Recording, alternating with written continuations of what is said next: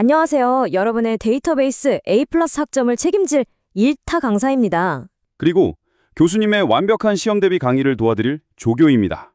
교수님, 오늘은 우리가 매일 쓰는 온라인 서비스에 거의 심장과도 같은 기술을 파헤쳐 본다고 들었는데요. 맞습니다. 바로 우리 디지털 세계의 신뢰를 지키는 보이지 않는 수호자, 데이터베이스 트랜잭션에 아주 그냥 샅샅이 파헤쳐 볼 겁니다.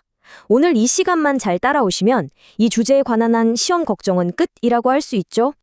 으악, 교수님, 이거 상상만 해도 너무 끔찍한데요? 친구한테 돈을 보내는데 갑자기 앱이 팍 꺼져버렸어요. 제 통장에서는 돈이 빠져나갔는데 친구는 못 받았다고 하고, 그럼 제 돈은 그냥 호공으로 날아가 버린 걸까요? 바로 그 아찔한 순간 우리의 돈과 데이터를 지켜주는 영웅이 등장합니다. 그 이름이 바로 트랜잭션이죠. 이런 최악의 상황을 막기 위해 존재하는 겁니다. 자, 그럼 오늘 시험에 나올 핵심 내용들 순서대로 한번 짚어보겠습니다. 첫째, 트랜잭션의 기본 원칙인 전부 아니면 전무가 대체 뭔지 배울 거고요. 둘째, 트랜잭션의 초능력이라고 할 수 있는 ACID, 이 네 가지 속성을 완벽하게 분석할 겁니다. 셋째, 여러 트랜잭션이 동시에 실행될 때 생기는 아주 골치 아픈 문제, 동시성을 다루고, 넷째, 이 문제를 해결하는 안전한 스케줄, 비법까지 알아볼 겁니다. 마지막으로 이 모든 이론이 실제 세상에서 어떻게 쓰이는지까지 확인하면 오늘 내용은 끝입니다. 다들 집중하세요. 좋습니다. 그럼 첫 번째 장, 전부 아니면 전무. 오늘의 주인공인 트랜잭션이 대체 무엇인지 그 정의부터 아주 확실하게 짚고 넘어가죠. 이건 시험에 무조건 나온다고 봐야 합니다. 별표 5개 치세요. 자, 여기 슬라이드를 한번 보세요. 트랜잭션의 핵심은 하나의 묶음이라는 거예요. 예를 들어서 A 계좌에서 돈을 빼는 출금과 B 계좌에 돈을 넣는 입금은 절대로 별개의 행동이 아닙니다. 트랜잭션은 이 두 단계를 송금이라는 하나의 절대 쪼갤 수 없는 논리적 단위로 꽉 묶어버리는 거죠.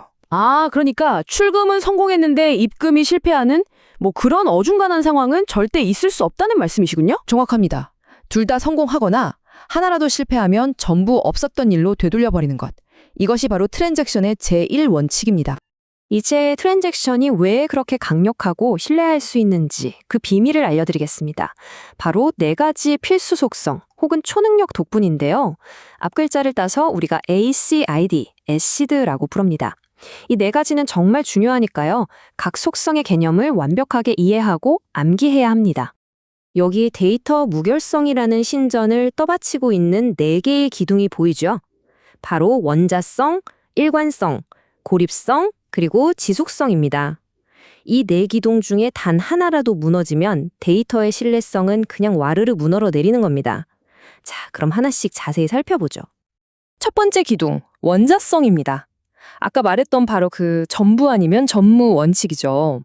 만약에 송금 중간에 정전이 되거나 서버가 다운되는 그런 시스템 오류가 발생하면 어떻게 될까요? 이 원자성 덕분에 시스템은 이거 문제 생겼네? 하고 즉시 알아차리고요. 부분적으로 변경된 내용을 모두 깨끗하게 지워버립니다. 이걸 우리가 롤백이라고 하죠. 결국 데이터베이스는 아무 일도 없었던 처음 상태로 완벽하게 돌아가는 겁니다. 교수님, 이 그림을 보니까 더 확실히 이해가 되네요. 1단계에서 A 계좌 잔액을 읽고 2단계에서 $50를 빼고 3단계에서 그 결과를 A 계좌에 다시 쓰고 6단계 B 계좌에 최종적으로 돈이 들어갈 때까지 이 6단계가 그냥 하나의 세트인 거군요. 맞습니다. 만약 5단계에서 문제가 생겼다? 그럼 1, 2, 3, 4단계에서 했던 모든 일이 전부 취소, 즉 롤백 되는 겁니다.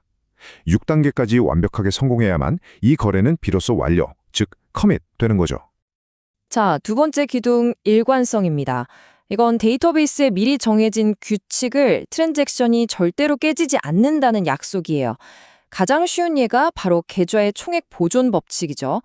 A와 B 계좌에 합쳐서 총 100만 원이 있었다면 둘 사이에 아무리 돈을 주고받아도 트랜잭션이 끝난 후 두 계좌의 총액은 여전히 100만 원이어야 합니다. 돈이 어디선가 갑자기 생겨나거나 사라지면 안 된다는 이 당연한 규칙을 지키는 것, 이게 바로 일관성입니다. 세 번째 기둥은 고립성입니다.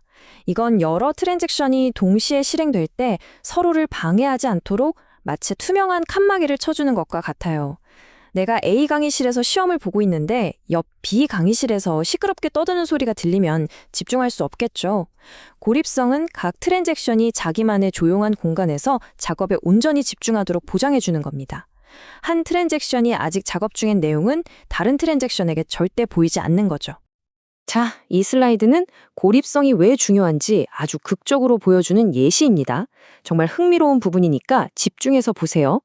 왼쪽 T1은 A에서 B로 $50를 송금하는 트랜잭션이고 오른쪽 T2는 전체 계좌의 총액을 확인하는 일종의 감사 트랜잭션입니다. 아, T1이 A 계좌에서 $50를 빼서 write A를 했네요. 아직 B에는 돈이 안 들어간 상태고요. 그런데 바로 그 순간에 T2가 끼어들어서 A와 B의 잔액을 읽어버리네요. 바로 그겁니다. T2는 A에서 $50가 빠졌지만 아직 B에는 $50가 더해지기 전인 그 어중간의 상태의 데이터를 읽어버린 거죠. 결과적으로 T2는 총액이 $50 부족하다는 잘못된 결과를 출력하게 됩니다. 이것이 바로 고립성이 깨져서 일관성까지 와르르 무너지는 최악의 시나리오인 겁니다. 마지막 네 번째 기둥, 바로 지속성입니다. 이건 아주 간단하고도 강력한 약속이에요.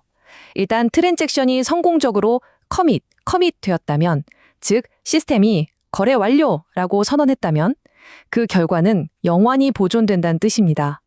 그 직후에 지진이 나서 서버가 폭발하더라도 그 데이터만큼은 안전하다는 보증이죠. 아니, 어떻게 이래 가능할까요? 바로 변경사항을 메모리 같은 휘발성 공간이 아니라 전원이 꺼져도 데이터가 날아가지 않는 하드디스크나 SSD 같은 비휘발성 저장소에 기록하기 때문입니다. 그래서 여러분이 은행 앱에서 이체 완료 메시지를 보는 그 순간 그 기록은 재앙 수준의 장애가 발생해도 절대 사라지지 않으니까 안심해도 된다. 바로 그런 뜻입니다. 교수님, 이제 트랜잭션이라는 주인공과 ASID라는 네 가지 능력에 대해서는 완벽히 이해했습니다. 그런데 갑자기 궁금한 게 생겼어요. 실제 운행이나 쇼핑몰에서는 수천, 어쩌면 수만 개의 트랜잭션이 동시에 일어날 거 아니에요? 그럼 얘네들끼리 엉망으로 뒤섞여서 사고가 나진 않을까요? 아주 좋은 질문입니다. 바로 그것이 우리가 정복해야 할 다음 난관, 동시성, 컨커런시의 문제입니다. 이 슬라이드에서 보듯이 데이터베이스 시스템은 항상 안전과 성능 사이에서 아슬아슬한 줄타기를 해야 합니다. 트랜잭션을 하나씩 줄 세워서 차례대로 실행하면 이걸 직렬 실행이라고 하는데 절대 데이터가 꼬일 일이 없으니 안전하겠죠. 하지만 사용자들이 몰리면 시스템은 끔찍하게 느려질 겁니다. 반대로 모든 트랜잭션을 동시에 실행시키면 속도는 빠르겠지만 아까 봤던 T1, T2 예시처럼 데이터가 엉망이 될 위험이 커지겠네요. 딜레마네요, 정말. 자, 이건 동시성 문제 중에서도 아주 악명 높은 갱신 분실, 로스트 업데이트 문제입니다. 이 표를 한번 천천히 따라가 봅시다.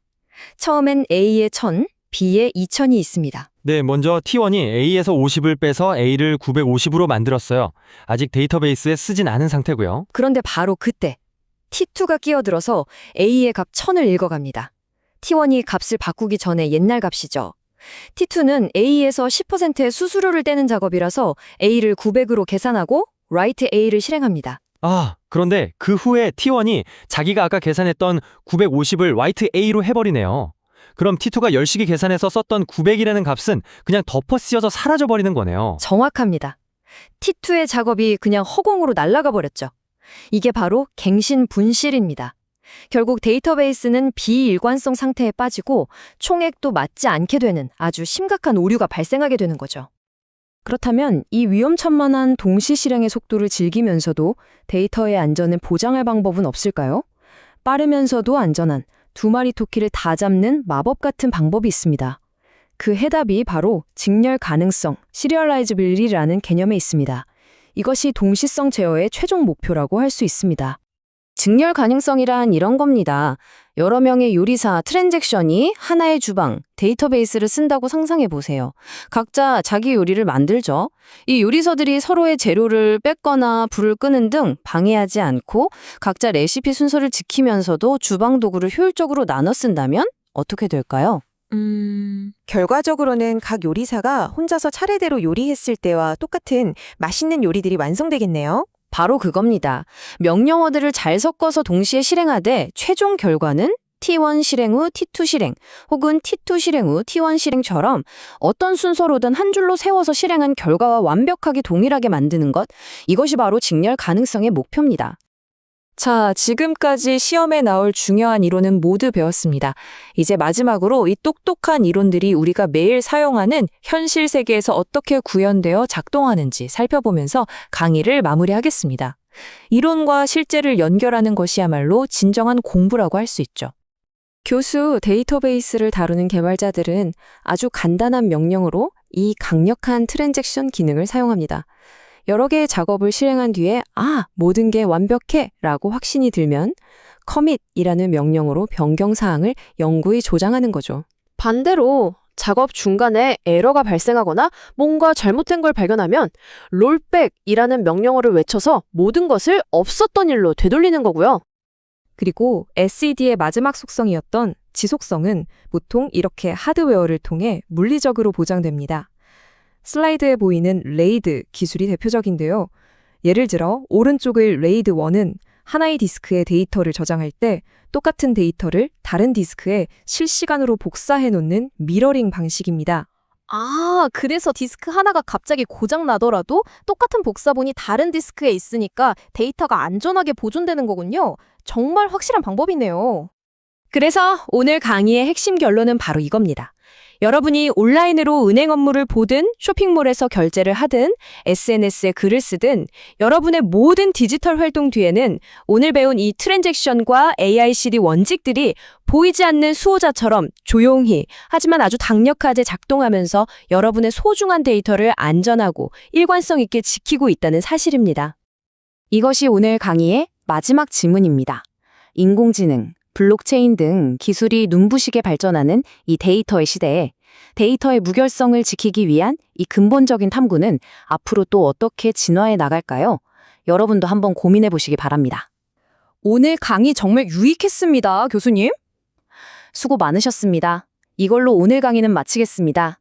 다들 복습 철저히 하세요.